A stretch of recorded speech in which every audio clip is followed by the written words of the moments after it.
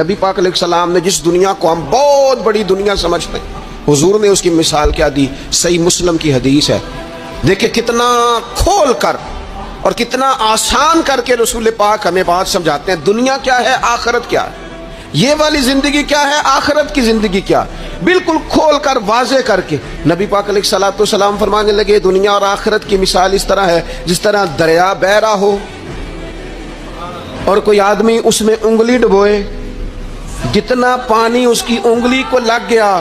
یہ دنیا ہے، اور جو باقی ٹھاٹھے مارتا دریا پیچھے ہے، سمندر پیچھے ہے، وہ سارا آخرت ہے۔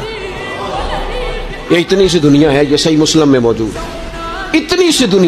سی دنیا کے لیے اتنے پاپڑ بیلنا، اتنی سی دنیا کے لیے اتنے ظلم کرنا، اتنی سی دنیا کے لیے اتنے حق ضائع کرنا، اتنی سی دنیا کے لیے اتنے لوگوں کے دل توڑنا،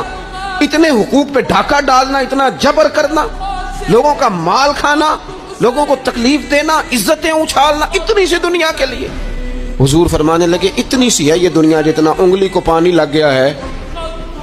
وہ جنت، جو نری جنت نہیں، خدا کا فضل ہے،